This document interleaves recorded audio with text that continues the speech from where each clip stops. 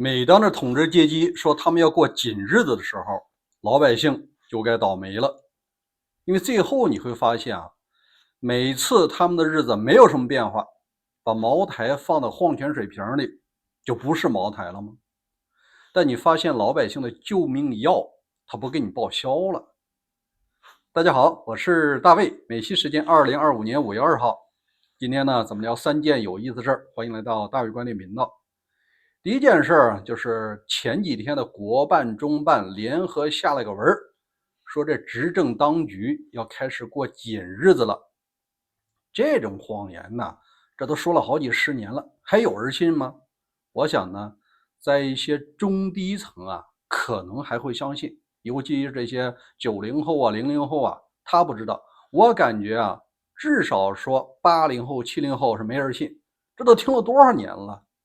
今天呢，我就以我自己的亲身经历告诉你，每当这个发文，他们是如何应对的。当然，最重要的一点是，为什么这土共的干部他这么喜欢吃吃喝喝？原因啊，我先给你分析一下。大家知道，在官场上最重要的资源是权力的交易和勾兑。我帮你家办事儿，你得帮我安排一个事儿。交易在哪儿进行啊？他不可能说咱喝杯清茶聊聊啊，不可能，这必须得在酒桌上。如果说我这事儿办成了，是完成了交易；没办成呢，当时喝酒说的大话不作数的啊。这个酒啊，有时候叫以酒遮脸，它就起到一个遮羞布的作用。而且啊，当有些人真正升不上去的时候，你比如说一个大楼里，省委大院省长就那一个呀，省委书记就那一个，纪委书记就那一个，大多数人可能终其一生也就升到个副科、正科，很多人一辈子他就是啥也不是。那你说他怎么才能感受到人生的意义和乐趣呢？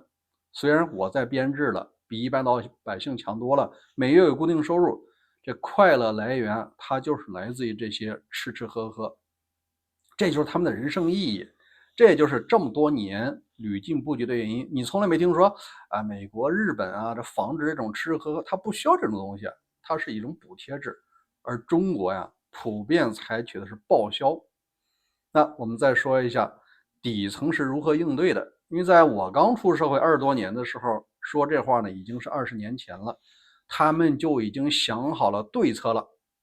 因为有一年呢是开两会，省委、省政府呢是主导着这政协、人大的提案，这里面就有一个活，就是这人大代表、政协委员有时候也瞎提案，有一些奇葩提案，那怎么完成这是否合法呢？这活是交给了这个政协、人大法制办呢，还有是省政府的法制办。那省政府的法制办主任虽然是法学博士，但这种粗活啊不干，底下人也不干，他就包给了那个省司法厅。那司法厅的老爷他更不可能干，他就包给了律所。那时候我正好在家律所里上班，我们就有机会那1个多月啊，就提前进入了那个省委招待所。说是招待所，级别和这个5星级酒店差不多。去了以后我们就知道了。首先啊，这个文件里讲到的控制支出4项，一个是宴请，一个是用车，一个是用房，一个是旅游吧。我挨个给你数他们是怎么破解的。首先说前几天讲到的以后宴请不上酒不上烟，这个事儿非常容易解决。原来的讲的啊，什么8菜一汤，什么上10个菜，后来不是强制要求4菜一汤吗？这个省委招待处啊是这么解决的。再有其他省迎来送往，那个菜就上大杂烩，这个杂烩盘子这么大，里边呢可能有7、8道菜，甚至是10道菜，10道菜打底啊，你上2个大杂烩，菜单上报账的时候，哎，吃了2个大杂烩，这大杂烩里啊，鲍鱼、人参、什么燕窝一样不少，该有的东西全有。你想一下，那一盘多少钱？大杂烩呀。第二呢，喝酒这一块儿，它不往桌上摆了，直接给你倒到矿泉水瓶子里。它是按照级别的，对方是正省、副省、正厅、副厅、正处，级别不一样啊。从茅台、五粮液一直往下数，最低啊都是那个梦之蓝那些酒，怎么着也得说500块钱以上。你要说是低于500的酒，没法往外拿。这些酒不上桌的原因啊，就是怕被有些人给拍下来。那时候虽然手机没这么发达，但是也得防着记者。真正到了省委招照所这个级别，地市啊，包括同级的省纪检委啊，是不敢来核查的，就不敢来查他们。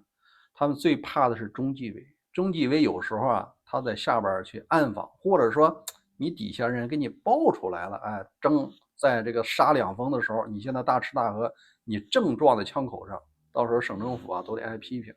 所以那时候啊，我们就知道，真正上酒的时候，上的都是矿泉水瓶子，什么娃哈哈呀，什么这些矿泉水里边装的，它依然是茅台。这是吃饭和喝酒。第二个最重要的一个环节呢，就是这个公款的办公场所。这点它是怎么破解的呢？虽然说省里市里边都有面积的要求，但是它有暗格。在官场的交易啊，它有的时候并不是在他的办公室里完成的，那个办公室里也不可能放太多东西。当你发现说谁查抄了办公室，查抄多少钱，那都是小意思。真正的交易啊，是在那汽车后备箱里，或者是在外边解决的，那根本就不会进他的办公室。办公室里那都装了一摞书啊，都是一些文件，没什么真正值钱的玩意儿。有值钱的也不往那儿放啊，那毕竟不是自己家的地方。他们呢，实际上是有一个暗格。你看那个沈冰在曝光那周永康的时候，书记政法委大楼，聊完天以后呢，直接把那暗门打开，在后边去云雨了一番。那后边是又有洗澡的地方，又有按摩的地方，又有大型的电视。他真正在那批阅文件的时间是极少的，大量的时间就是在后边享受他自己的那个生活。那第三个呢，就是涉及到这个用车了。这个用车啊，比方说正厅 1.8 排量，他们有办法，就是买这个奥迪 3.0， 然后呢把3.0抠起来换成 1.8， 但那车身一看它明显不一样。有的人呢直接就把那奥迪 A8 呢换成了奥迪 A6， 但是你看外形都差不多嘛，当然现在有一些差异了啊。那时候 1.8T 啊和那个 3.0 没有太大本质的区别，一般老百姓他也不知道。更有甚者呢，他连奥迪 A8 都懒得做，你就开始做那个大霸王啊，或者是那个奔驰威霆啊，或者奔驰 R 系列啊。那些车呢，它不是挂在省政府，也不是挂在这个市里，它是挂在国有企业，省属企业，市属它也有企业。这些企业买车相对来说要松，它虽然说参公，它并不严格按照公用标准，它可以买一些漂亮的这个车子，而这个车呢是长期被那个市里的或者省里的一把手来做。你比方说我们当时服务的那个省政府，省政府办公厅里它就有好几辆这种车，就是借来的，长期在省政府里边用。省政府办公厅的一把手啊，说是这个办公厅主任，但是他不是最终决策人，最终决策人是一个省政府的非秘书长。省政府的办公厅最高长官他就是秘书长，而他们呢却能够调动各地方的市委办公厅，比如说接待中央来人的时候，来点好车全过来了。好，这是那个用车能解决。第四个呢是关于公款旅游，这个旅游就有国内游和国外游。那时候我们就发现呢，跟着他们出去玩去有很多好事儿。他到各市里有风景名胜啊，什么5A级景区，这些门票提前都给你搞好了，有专门导游带着，俺都是那个市委办公厅的人带着你去旅游，根本就不用花钱，连住宿吃饭全部免单，全都是写账就可以了。同样呢，在这个出国游啊，也有种情况。大家看过那个葛优的演一个电影，他不是接待国内一个局长吗？说是来考察，然后下飞机就让他们在看跳脱衣舞，是吧？实际上啊，考察只是一个小的部分。那怎么解决？说回去打报告呢？就让当地导游联系一些中资企业，或者联系一些小的市。在美国很多市，它就是市这个镇的这个水平。哎，你俩拍个照，合个影，这就算完成了，这就算完成了考察了。写报告的事那都是秘书的事，但是玩啊，人家是照着玩不误的。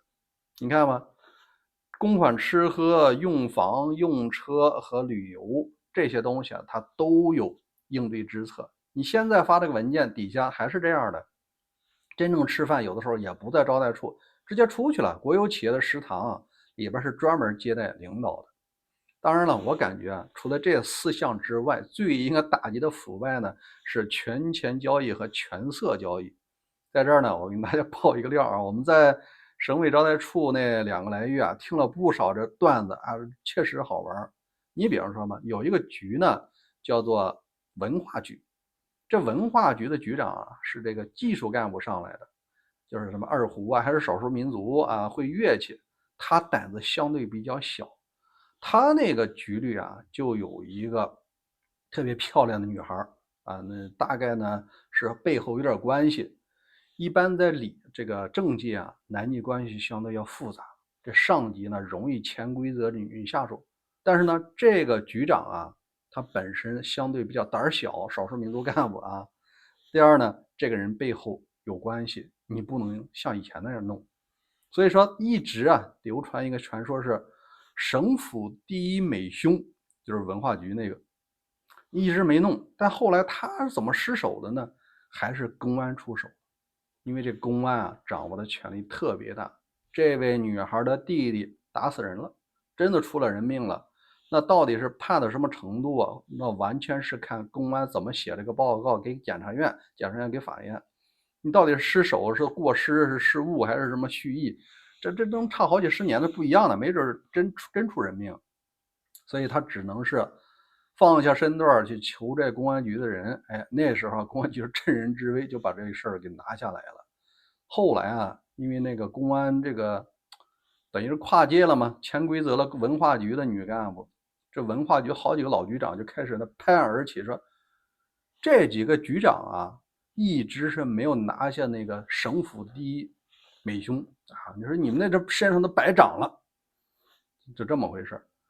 但是你看现在仍然如此，真正的在官面混的好多一把手啊，说是一落马了，长期和多名女性保持不正当关系。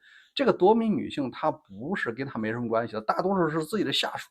一个银行行长，像上海银行的行长进去，各大堂经理、各营业部经理、各项目总监，清一色啊，全都是给他有染。因为你要是小伙子干的再好，你不奉献，你也没机会啊。但是人赶上的行长呢，你就喜欢这个女性，对吧？审美比较正常，所以大多数提拔的都有问题。好，刚才咱们讲了这个过紧日子，那真正付出代价的，既然不是他们本身，那谁应该付出代价呢？那还是每一个老百姓，因为这是涉及到呢，接下来的转移支付啊，像副省收的钱给穷省转移支付会削减，中央不给你这么多钱了，你各省就得自己想主意。那省里是一样向下，你各市收上来的话呢，我呢不会再给你转移支付，你自己想辙。那底下人就开始远洋不捞。所以在2024年的非税收收入是上升了20%几，这非税收说到底就是罚款，要么就是各种乱收费。以前你上税跟你营业收入有关系，跟你利润有关系，好歹还讲点道理。你要是想罚款的话，那完全就是一张嘴，而且没有什么行政复议。你不可能说，哎，我不服，你不服，接下来直接让你关停了。所以说，真正挤压的仍然是弱势群体。这个弱势群体就包括养老、医疗和这个救命药。你像有的药呢，原来老百姓你能沾点边儿，说比方说你70%自付，至少30%呢，你可以用一些好药。现在没了，100%都没有。这个药名干脆就不会出现在老百姓的报销名录里。这个名录啊，也许就上收到了副处以上或者正处以上。那随着这个经济如果没有好转的话呢，这种稀缺的药品，它就只给那正厅以上了。你底下人就想办法，你就是自费呗。所以说啊，真正付出代价的，他永远是老百姓。而且每次他说要勒紧裤腰带，他们没啥影响，勒紧裤腰带恰恰是老百姓。好，咱们再说第二件事呢，是关于武汉那个枪案。通过这2天传递的消息呢，我发现这个案子可能不简单。但是呢，我想从另外一个侧面给大家了解，这个中国枪案为什么受重视啊？是因为他怕出现这种溃坝的效果。老百姓不怕你手里有这个枪，他怕拿这个枪呢形成一种集群效应。比如说你5把枪拿成一个小班，你就能几乎对抗一个派出所。如果把一个行政机构给团灭了，或者说啊，类似于像杨家那种一把刀进去把派出所好几个人捅了，它这种影响呢，就会对你的统治形成巨大的什么损伤。发现老百姓一把招进去，他也能够触动你，而枪的效果就更强了。这就形成什么千里之堤毁于蚁穴，一个地方这么搞啊，其他人如果都效仿的话，罩不住。你别说300万军队，你加上更多的这个警察，你是罩不住这些人的。孟加拉为什么能够成事呢？在2024年，是因为他们直接就针对了这些统治者，就是暴力机器朝廷鹰犬的家属，你的家属跟你干，除非你投降，所以这招很管用。国家是国家的，他自己的老婆孩子是自己的呀。我觉得这事儿对老公的触动是比较大的，他更不愿意看到这种治安案件被放大。他真的以为说社会矛盾就不能解决吗？你只要捂住就可以。好，另外我想说一下，小时候我们对这些枪支呢并不陌生，因为在民间的枪支还是比较多的。我分析了一下，真正枪支多的有2个来源，一个呢是在文革时期各地的造反派直接把军火库给砸了。那时候是军方他是根据这个上面指示他有时候不支持，有的是保持中立。你造反派互相打的时候都打着老毛的旗号，既然都打着老毛的旗号，那你帮谁呀？所以说他真正去抢这些枪的时候，你像重庆，连坦克都上了，他们连迫击炮都上了，这些枪恰恰就是民间密下来的。一些民兵连造反派他们拿着枪以后直接藏自己家里。文革结束并没有进行上交，尽管说发了多少份文件把这枪追回来，死无对证了。那时候又没有这么多摄像头，埋起来了，拿个油纸包埋后院里了，或者埋老家了，你哪知道？但是这些枪现在拿出来仍然是能用的呀。枪你100年，只要你不使的话，它都还是可以的，油还在呢。像我小时候就玩过这些，是在一些亲戚家里边，那时候也并不显见，也并不这个显见，大家都有。那是怎么玩呢？一开始我们是玩的那种5、6半，要么就是那些猎枪，那些出去直接把那枪管都锯短了。后来大人发现你们不能把这拿出去，因为我们拿出去以后呢，直接到那个河边在那坝上去玩，那里边都是冬天，没什么人，就开始放枪比着玩，看谁打得准。后来家长知道以后就严禁我们就拿出去。后来又不是有的是83年严打呀，严打就是严禁控枪。那时候呢，我们就用另外一种办法来过这个瘾，就是烧子弹，不玩枪了。枪既然大人藏起来了，子弹我们知道在哪儿，在柜子里，掏出来，拿油纸包着，在那个把上呢，直接抠一个坑，然后把子弹放进去，上面点一个蜡烛，然后赶紧跑，一会儿啪着了，把那个弹壳呢击得粉碎，子弹早已经跑天上去了。就是一天我们可能要放好几十百个这个子弹。除了文革时期的这个军火库第二个就是在公安民警，他在击到枪之后有的时候他并不上交，这个东西它是可以变现的，也可以自己收藏，也可以作为送人情的东西送给哪个局长、副局长、那个指导员。你看我缴获一个枪，这是勃朗宁那个是格洛克给你吧，根本不用上交。好枪谁上交都自己留着玩了。但是呢，他脱了警服以后，这个枪他也不会上交。他可能会自己家亲戚，比如小舅子在妹妹家里边，这个东西拿出来真的是有用。所以说，真正控枪在国内是比较难的。在一些黑社会团伙当中，这些枪不是真的要打人，而是一种震慑。比方说，黑社会比拼的时候除了战人墙，你带了100人，我带了200人，你带刀大砍刀，我带着5、6个喷子，我就能震慑你，因为一喷子过去呢，可以打10来个人。所以说很多枪他可能10年都没有放过一枪，但是他出场的次数已经很多了，说明枪本身在黑社会里边，它更多的是一个震慑工具，它不可能真打，因为真打的话呢，双方都会出人命，出了人命老大也得进去。所以说，国内控枪目前看不可能有什么新的变化，再加上控枪的局势也会越来越难呢。在印巴交就是那个中巴交界的白沙瓦地区它就是全球一个著名的仿制枪的窝点。像刚才咱讲到的贝雷塔像这个格洛克这种世界比较知名的枪，当地人小作坊他就能给你做好，然后呢$200-300你就能买一把。这个枪呢也可以大量走私到国内。那时候枪它就是生意，这个村子全村上下都是做枪的。所以说未来啊，真正的枪案只会增加，它不可能减少。好，最后我再讲一下这个，昨天啊，老川和大地通了个电话啊，我就告诉你，凡是俄乌的消息，你不要听老川任何话，也不要听这个大地任何话，没有意义，纯粹浪费时间。你就看战场的局势，因为现在大地更换了陆军司令，新的陆军司令是一个少壮派，他放眼呢是要打点胜仗的，而且呢是不惜代价。那既然说大地换上那个新的陆军司令，他就已经做好了打持久战的准备。你现在双方各种这拖延都没有意义，都是为更大的战争、更大的冲突做时间和人员上的准备。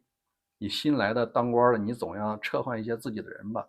大地在争取自己的时间，我相信乌克兰的小泽斯基他一定看清了这一点，所以在加紧寻求军事援助。真正的胜负一定是在战场上，你战场上拿不到的胜利，你怎么可能在谈判桌上拿到呢？而战场的胜利就取决于欧盟的觉醒，欧盟真金白银的支出。最近澳大利亚、丹麦、挪威都对乌克兰有新的一些突破的支持。我相信随着时间的推移，如果欧洲真的给力，你不管美国支不支持，这场仗你仍然能够打赢，也不要在意他那些核武器。真正在乎自己政权的是不可能真扔那个核武器的。好吧，今天就聊到这儿，欢迎关注大卫观点频道，每天和你更新有意思或者有用的信息，也欢迎在留言区留下你的观点。好，再见。